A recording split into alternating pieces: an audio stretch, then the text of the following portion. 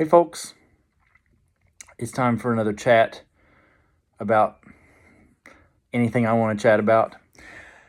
Today, I thought long and hard about going to the gym. I want you to know I do get plenty of activity. I have been shoveling a dump truck load of mulch, and so I'm active. There's no question. But today, I thought about going to the gym. I really thought about it. And when you think about the gym, it's all about pounds. Am I right? You think about how many pounds you weigh, how many pounds you would like to weigh, if you're trying to put on muscle or if you're trying to take off fat or whatever you're trying to do. And then once you get there, you think about the pounds that you can lift, you can bench, you can pull, whatever. It's all about pounds. And so, yes, I thought long and hard about going to the gym today. But instead of going to the gym, I decided to go and buy a pound cake. And this is, if you live where there's a fresh market and you can get to where they have a lemon pound cake, it'll change your life. This little puppy, I bought it, and before I could get it home, I rooted around in my car and found a dirty fork, cleaned it off with a tissue and some hand sanitizer so I could get a few bites of it before I got home. That's a good pound cake. Now, I normally get just the regular lemon, but this one had to have blueberries because they didn't have any regular lemon. Don't let something stand in your way of a pound cake, a good pound cake. So, moral of the story, I stayed on theme. I stayed on brand with the pounds. Maybe not in the way that I should have, but hey, it's a really good pound cake. I'm a pretty harsh judge of food sometimes. Now, that doesn't mean that I'm a picky eater. I have a critical eye and a critical taste for food. I grew up with good cooks. My mom, both of my grandmothers, even dad, both of my grandfathers, everybody knows how to cook certain things really well. And so I grew up with this mantra being spoken in my house: anything homemade is always better. And I'm here to tell you that is not always the truth, because I have also worked in a restaurant. When I lived in Connecticut, I worked in a restaurant, and I did all sorts of different jobs while I was there. But one of those jobs, I was an assistant to the pastry chef. Her name was Nancy. I love Nancy. I miss Nancy. But Nancy would stand here and sort of preside over the kitchen and all the different pastry preparations. And I was on one side of this big table workbench, and there was another guy, Nick, on the other side of the other table workbench. And I made cookies and I made pies. Those were my two things. Very rarely did I ever have to make anything in the world of pastries other than those two. But being there and eating the little scraps and the things that were left over, I can tell you, there are things that Nancy made that were way better than what I could make homemade. And I think this pound cake situation, if you run out to your fresh market and get one, it rivals homemade. It's real good. On another note, I had a closing this week. Hopefully you saw the post and liked it or shared it. If you've got a buddy, if you've got a neighbor who said to you over the garden wall, hey, we're thinking about selling our house, the very first thing that should pop in your head is, Zach Roberts sells houses. If it's in the state of North Carolina. If you're in Kentucky or Utah, I'm so sorry.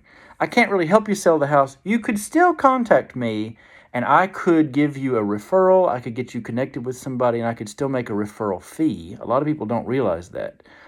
Even my friends in Connecticut, if you needed help finding a realtor, I could help you with that and still make a little bit of money. You could still help me out, help out the business. But in general, you're still going to have to hire an agent there in your state because I'm not licensed there. Anyhow, closing this week. And it was a pretty easy transaction. First, maybe I should define for you. Do you know what a closing is? When somebody says they closed on a house, that means the transaction closed. And they opened the transaction when they went under contract between the buyer and the seller. They went under contract, and they contracted for the sale and subsequent purchase of that home. So we had the closing yesterday. And I gave a little gift to the client and took him out there and gave him the keys. Later in the day, you have to wait until the deed has been recorded at the courthouse to give the client his keys. And so I drove out there and gave him his little gift and unlocked the doors and gave this guy his keys to his brand new home. And he is a first-time home buyer, and that's a pretty good feeling.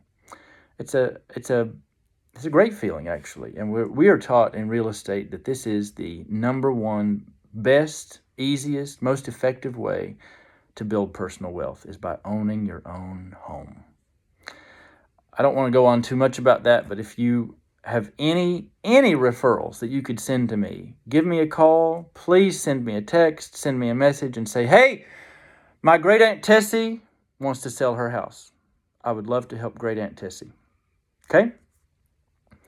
Thirdly, let me talk to you more about food. I love food. I love it.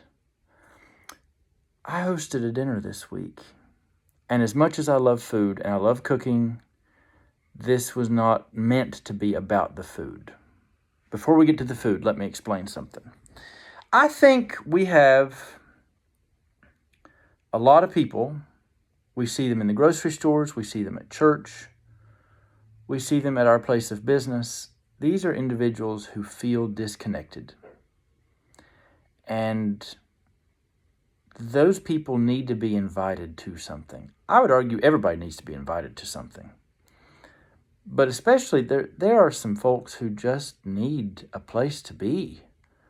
I feel that sometimes, depending on the season. I feel like, why am I so isolated? And it may be my own fault. I have somehow shut the door, closed the gate. But in the past few months, I've had something on my mind and on my heart about inviting people to dinner who need to connect. And some of the people I had to dinner are wonderfully connected already. The point is, I want them to invite other people. I want some sort of gathering space here at my house, all 940 square feet of it. I do have a big backyard. But I want people to say, well, Zach's house is the place where we can go and hang out. And you can invite so-and-so to come to Zach's because Zach's a good host and he's got a good place and he'll always have something to eat. And so I sent out invitations and asked for these people to come to dinner this week. And we had a great time. But the emphasis was, it's not about the food. It's not about the food. Honestly, if you wanted a really excellent meal, my house is probably not the place for it. Now, I can give you a good meal, but if you wanted to really pull out all the stops, there are top-notch restaurants. Or maybe you just love the way you cook at home. You could fix something perfectly to your liking, to your tastes. Instead, you're coming to some bachelor's house, and I'm going to fix things the way I fix them. And hopefully you'll like that, but I add in the menu here. It was not really meant to impress. We had pinto beans and cornbread and fried potatoes. I served pickled beets that my Aunt Willamay made, and I served kraut that came from somebody in the family. I'm not even sure who made it. Don't know. Linda, Beth, Willamay, Nan, I don't know. Anyhow, had those things, and I found at Steve's Garden Market, if you go to Graham, North Carolina, Steve's Garden Market is wonderful. It's kind of like an Asbury's, if you remember Asbury's from Wayne. It's kind of like an Asbury's, only 15 notches better. They've got a smokehouse on the side, and you can buy smoked meat. It's excellent. So I bought smoked hog jowl and put that in my pinto beans. Man, it was wonderful. And I fried potatoes. Mom and I talked about fried potatoes. Mama, which is Mom's mom, would make regular fried potatoes. It's oil or bacon grease with potatoes that are cut into shoestring, kind of thick chunked shoestrings, and salt and pepper. And that's it.